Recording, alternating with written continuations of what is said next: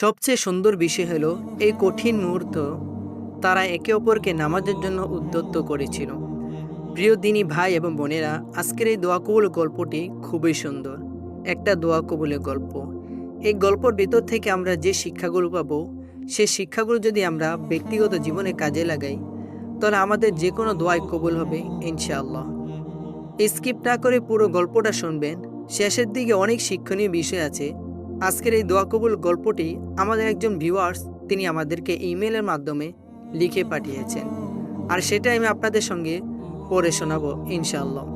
আপনিও চাইলে আপনার বাস্তব জীবনে দোয়া কবুলের গল্পটি আমাদের সঙ্গে শেয়ার করতে পারেন। আমাদের চ্যানেলে প্রচার করা হবে। দোয়া গল্প পাঠানোর জন্য আমাদের ইমেল আইডি ব্যবহার করবেন। আমাদের ইমেল আইডি আমরা ডেসক্রিপশন বক্সে লিখে দিচ্ছি। প্রথমে তিনি আমাদেরকে সালাম দিয়েছেন, আসসালামু আলাইকুম, কেমন আছেন ভাইয়া? ওয়ালাইকুম আসসালাম ও রহমতুল্লাহ, আলহামদুলিল্লাহ আমি অনেক ভালো আছি। তারপরে তিনি লিখছেন, ভাইয়া আমার আজকের দোয়া কবুলের গল্প হচ্ছে আমার স্বামীর কবুতর নিয়ে।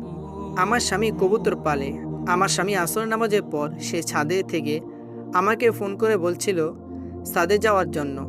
সে আমাকে বলছিল যে তার কবুতর আকাশে উড়তে দিয়েছিল, কিন্তু কবুতর তাদের খাঁচায় আসতে যাচ্ছে না।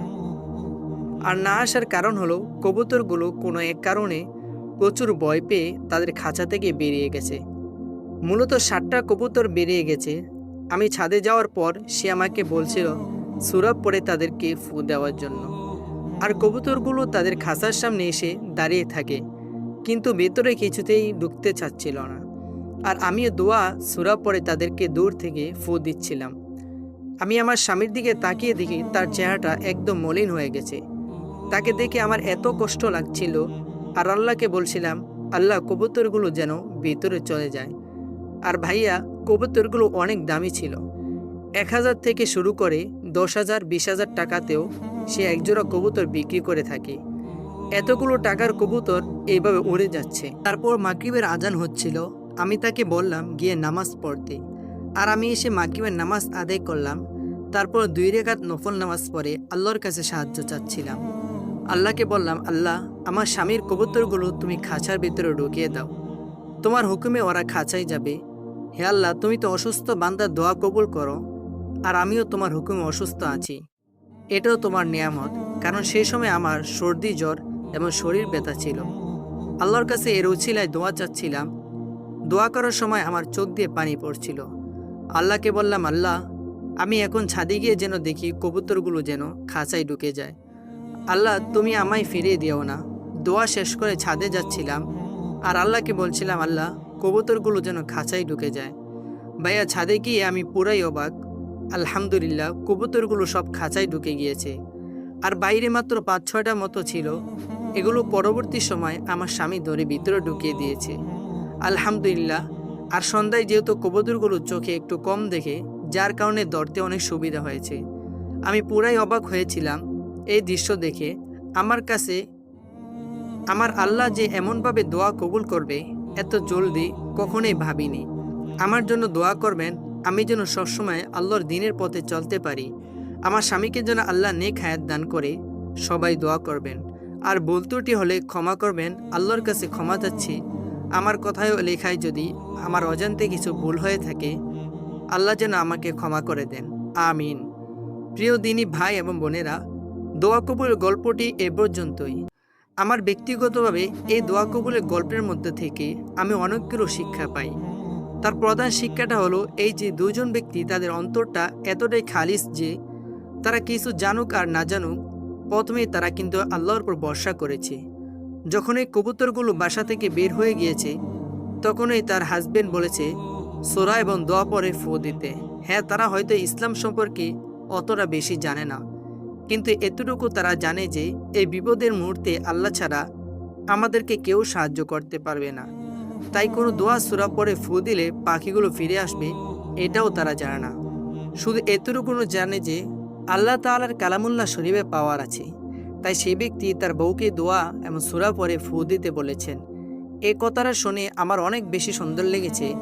অনেক সময় আমরা গ্রামে গঞ্জে চলাফেরার ক্ষেত্রে অনেক মূর্খ মানুষকে দেখতে পাই, যারা না দিন জানে না দুনিয়া জানে। তাদের কাছে কোনো জ্ঞানই নেই, না সায়েন্স বোঝে, না অঙ্ক বোঝে, না বাংলা বোঝে, না ইংরেজি বোঝে, না ইসলাম সম্পর্কে তেমন কোনো জ্ঞান আছে, কিছুই থাকে না।